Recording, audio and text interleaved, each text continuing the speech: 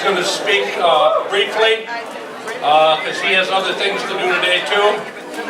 And we're very privileged to have our Congressman with us. Come on up, Mark.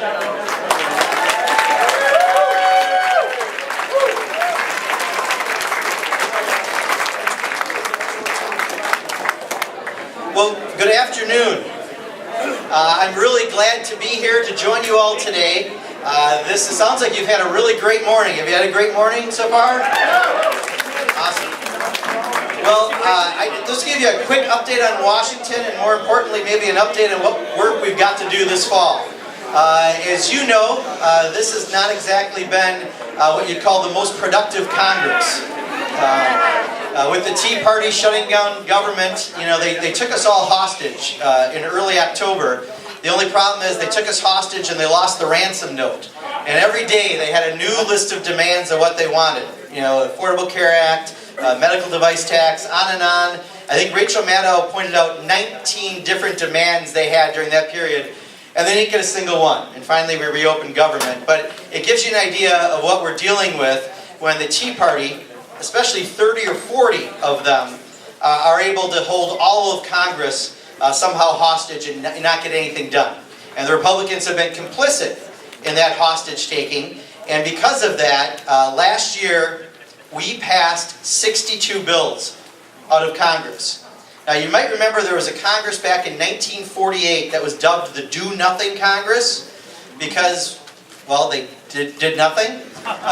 They passed 350 bills. So that just gives you an idea of the productivity of the Tea Party dominated Congress that we have, both in the House and the Senate. There is much that we need to do, and I think the people in this room really understand that. We've been fighting hard to get unemployment, emergency unemployment benefits extended. It is so important. It's a lifeline for tens of thousands of people in Wisconsin and millions across the country. 2 million people have lost those benefits since they ended the end of December. And in fact, right around the corner from here, in Mount Horeb, I brought a guest to the State of the Union. We all get one ticket for the State of the Union speech. And I brought Brian Krieger from Mount Horeb, who right now is an out-of-work steam fitter who had lost his benefits at the end of December. And because of that, his wife had written us an email about what they were going through. And I'll tell you, for the Republicans to not allow us to extend unemployment benefits is really devastating to real people. It's not just a political talking point. It has real effect on real people. So we have to get that done. We're trying to raise the minimum wage to $10.10 in 3 years because it'll affect so many people and make their lives better. And if anyone tells you, just so you know, the biggest myth out there when it comes to minimum wage, they say it's a bunch of teenagers who make minimum wage. That's 12% of minimum wage workers. The median age for someone making minimum wage is 35 years old. But we have to get that done as well. I know you've had workshops talking about the environment and fracking. There is no question that global warming is taking place. And I had Charlie Sykes and his folks go after me very aggressively a few months back when I was talking about global warming on the floor of Congress. And I had the audacity to say that ice fishermen in Wisconsin are having fewer days that they can ice fish in Wisconsin. And of course, Charlie Sykes thinks of whatever's in front of him at the moment. And he said, oh, the polar vortex, where's Mark Pocan? He's not back in Wisconsin. But luckily, PolitiFact came in and checked out that statement, and in the last 150 years, we've lost over 20 ice fishing days on lakes because of climate change. That's the reality that we have with climate change, and it's accelerating faster and faster. So we've got work to do. So there's a lot of work that we have to do at Congress, and I'm trying to do my part, working especially with the Progressive Caucus. I lead our special order hour every week. We've talked about these issues and many more on the floor of Congress, but there is work that has to happen, and we've got to get that done. There's also work that has to not happen. Things like the Trans-Pacific Partnership, the newest and baddest of the trade agreements that's out there. I'll tell you, that is a real good example. If you thought NAFTA was bad, and all the jobs that we lost through NAFTA, this is NAFTA on steroids. It will take in countries like Vietnam, where you have a 28 cent an hour minimum wage, and then bring them into a trade deal. Now, I will agree, I will concur that you will raise that minimum wage slightly in Vietnam. But you will also depress wages in our own country when you do that. And in the end, it will be a job killer, and we will have more jobs go overseas. And these companies know that there's a tax incentive even to do that, to send jobs overseas. So we have got to do everything we can to stop not only the Trans-Pacific Partnership, but we have to stop the fast-track legislation that would take away your voice via my voice in Congress and limit our debate and our ability to amend those bills. So there is a lot of work that has to happen, and that lets me go to what has to happen this fall. It's not just work in making sure that we pick up every congressional seat that we can pick up. We have to hold the United States Senate. Right now, that is our fail-safe in so many of these bad ideas that come out of Congress. And we need everyone to make sure that you're looking around the country, and when you see someone that's in a tough seat, people like Al Franken in Minnesota and others, we've got to make sure they come back. Because if Tammy Baldwin's not in the majority in the Senate, I may not be in the majority in the House. And then we've lost that fail-safe that we have there. And I think the most important race that we have coming up this fall is the race for governor. And I am so very proud to be supporting Mary Burke for governor. You know, as I talk about the progressive issues that we talk about in this room, raising the minimum wage, fighting the Trans-Pacific Partnership, you know, it didn't take any prodding. Mary Burke has taken those stances.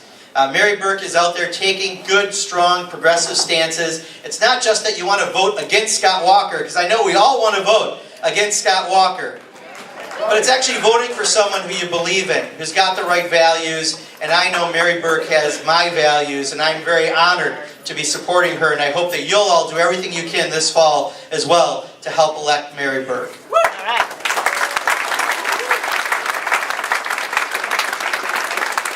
So really, in closing, Nate told me I could take a couple questions, 2 questions, because of time. But I just want to thank everyone for coming out here. I always get so energized by coming out here. One, I'm not in Washington, D.C. I'm here, back home. But 2, whenever I go around and meet with the progressive action groups throughout this region, it is so many people who are working so hard on all the issues that I care about and the values I care about. I want to thank you for the work you do on a regular basis.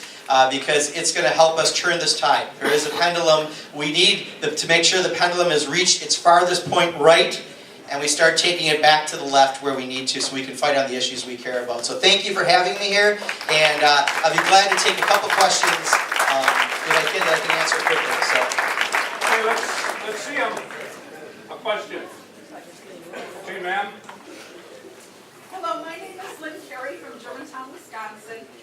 And I've been talking to some other legislators, and we have something very concerning going on in our state called Enbridge, which is a pipe that's already in place. And I'm wondering what attention that is getting. It certainly involves the federal level. Unfortunately, my representative is Jim Sensenbrenner, and he doesn't seem too worried about this, but it is very concerning to many of us about Enbridge, and I'm wondering, is that getting any attention on the federal level? Yeah. I'll tell you, basically it's a question about a localized issue in the area of Germantown about Enbridge. No, it's in Northwest. State line, right, but it's I believe has more jurisdiction in the state legislature, no? It's actually between Minnesota and Right. Canada, so it's... Okay, it's part of the pipeline. So it might be a broader pipeline question, might be more appropriate, because we're not dealing with anything directly with this federally. She's saying her representative is Jim Sensenbrenner, so it certainly doesn't get any attention. Let me take it broader. I can't say that that has come up actually in a single conversation. Would you make a note of it? Yes, Dean's here and he's doing that. Yeah, it hasn't come up in a single meeting I've had the last year. But you know, one of the things that we have to do, especially when it comes to environmental issues, is they're not getting any attention in Congress because of the House. So what that means is we have a Safe Climate Caucus that I'm a member of, and every week we go to the floor to talk about climate change, whether it be fracking legislation. We've got 5 pieces of fracking legislation that we're trying to move right now. We call them the Frack Pack. But all affecting the clean air laws, the clean water laws, and specifically disclosure of the chemicals that they use because they're claiming they're proprietary, but really they're not really proprietary, they're hazardous to our health. but on all sorts of environmental issues. That's why we need to not only make sure we keep the Senate, where we have Democratic control, but we need to eventually flip the House and make sure in the Wisconsin that we flip the governorship, because we saw what's happened in environmental law right in Wisconsin. So while nothing, ma'am, is moving specifically that we've seen through Congress on this, because right now nothing is moving in Congress. That's why we passed 62 bills. We'll definitely be aware of it. And again, all of you who've been reaching out to us about climate change, thank you, because I've tried to be an active voice now on that, and we need to talk about it a lot more, because it becomes sometimes not the front burner issue when we're dealing with the economic issues we have in front of us, but I can't think of something more important in the long run. Yeah, thank you.